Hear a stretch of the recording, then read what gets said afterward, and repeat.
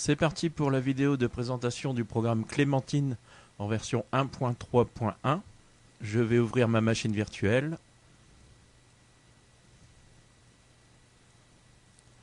Je lance l'installation du programme. Choix de la langue French. Bienvenue dans le programme d'installation. Suivant. Le dossier d'installation, très bien, installé. Donc pas de souci avec cette installation, elle est propre.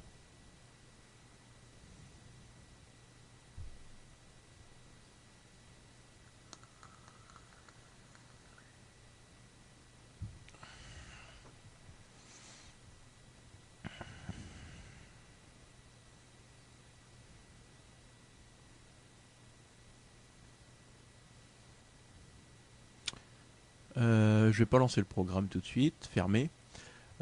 Pour les besoins de la vidéo, j'ai pris un album de Lona qui est disponible sur Jamendo, qui est sur mon bureau. Je vais lancer le programme.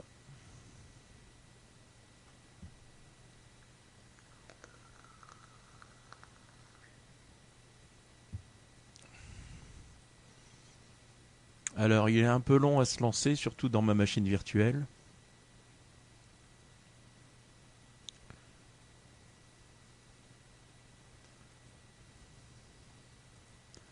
Je vais recliquer dessus.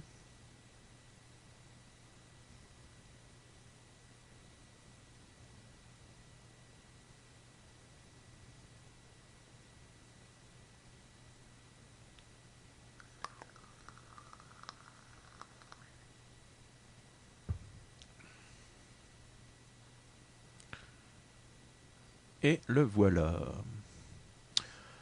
Alors, est-ce que Clémentine doit vérifier les mises à jour automatiquement? Alors, pas besoin ici. Donc, nous voici dans le programme. Dans les menus tout là-haut, j'ai musique, où je peux ouvrir un fichier. Alors, si on regarde, il peut ouvrir beaucoup de fichiers audio, des MP3, des OGG, des FLAC, des MPC, etc., WMA, Opus. La ligne est tellement longue que mon écran ne suffit pas. Il est aussi capable d'ouvrir beaucoup de listes de lecture, des M3U, des M3U8, XSPF, PLS, ASX, etc., etc. Donc on est plutôt complet niveau format de fichier. Je peux lire un CD audio. Je peux ajouter un podcast au programme avec soit saisir une URL ou alors des podcasts de la BBC, gpoder.net, etc. iTunes. Là, j'ai les options de navigation dans la musique, donc piste précédente, lecture, stop, piste suivante. J'ai la possibilité de mettre en sourdine et de mettre des j'aime. On peut quitter le programme. Ici, on a la liste de lecture, donc je peux ajouter un fichier, un dossier ou un flux. Alors moi, je vais par exemple ajouter un dossier. Je vais aller sur mon bureau et je vais ajouter mon dossier Lona. Sélectionner. Et voilà. Les musiques arrivent. Alors je vais la stopper. Alors comme vous voyez, ça se fait progressivement le stop. C'est pas net, ça fait un petit fade comme ça. Bon, c'est toujours agréable. J'ai les modes aléatoires, donc tout, piste de cet album ou encore album. J'ai le mode répétition, ne pas répéter, répéter la piste, l'album, la liste de lecture, après chaque piste, ou encore l'introduction des pistes. J'ai la gestion des pistes, donc nouvelle liste de lecture, enregistrer la liste de lecture, charger la liste de lecture, aller à la piste jouer, vider la liste de lecture, etc. etc.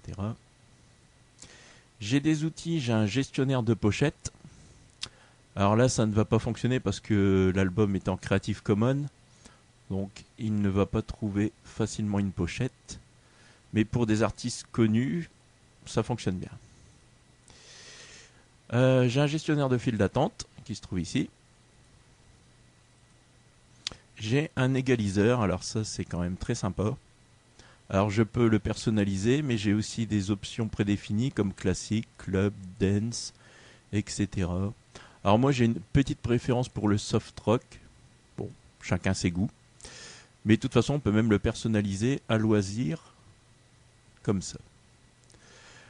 J'ai des visualisations, alors je ne vais pas les lancer parce que sur ma machine virtuelle, ça plante le programme, mais en machine réelle, ça fonctionne très bien. J'ai transcodé de la musique, donc en gros, convertir les fichiers audio. Donc, je peux les convertir en FLAC, MP4, MP3, OGG, Opus, SPX, OGG, Wave ou encore WMA. Donc c'est assez complet. J'ai extraire le CD audio, donc même principe, mais pour un CD audio que l'on va convertir au format numérique comme le transcodage. J'ai mis à jour des dossiers de la bibliothèque, refaire une analyse complète de la bibliothèque. J'ai les préférences. Alors les préférences qui sont nombreuses, j'ai des lectures sonores, le comportement, la bibliothèque musicale, la possibilité de mettre un proxy, ce qui peut être pratique. Le transcodage, donc là j'ai toutes les options pour les formats de transcodage, donc MP3, OGG, etc. Donc je peux choisir le débit, etc. J'ai un contrôle à distance. On peut configurer les raccourcis, la recherche, l'apparence, l'information sur le morceau, avec les sites web que vous voulez utiliser pour la recherche de paroles par exemple. On a les notifications qui s'affichent telles quelles, les services internet, donc Dropbox par exemple, Jamendo, justement Lona vient de Jamendo, OneDrive, etc., etc. Et enfin on a les services de musique qui se retrouvent ici, donc Amazon Cloud Drive, Box, des bruits de fond, Digitally Imported, Dropbox, etc., etc.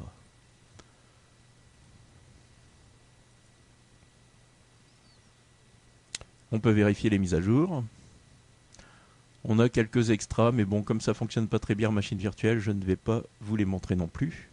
Et enfin, on a l'aide, le à propos de Clémentine, avec les auteurs, les remerciements.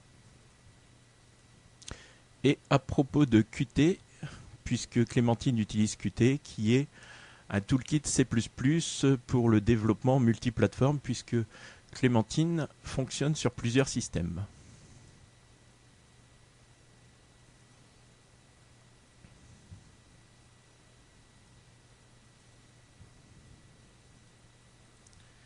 Voilà, c'est tout pour cette vidéo de présentation. Un petit message pour finir. Alors non, je ne vais pas vous inciter à vous abonner à notre chaîne YouTube. Je ne vais pas vous inciter à mettre des j'aime sur nos vidéos. Encore moins vous inscrire sur notre page Facebook ou notre compte Twitter. Par contre, je vais vous inciter à vous inscrire sur notre forum à l'adresse www.toutes-les-solutions.fr. L'inscription est gratuite, l'utilisation aussi. Vous pourrez poser autant de questions que vous voulez sur l'environnement Windows, GNU Linux ou encore macOS, et aussi tout ce qui est mobile, genre Android ou iOS. Bonne journée à vous!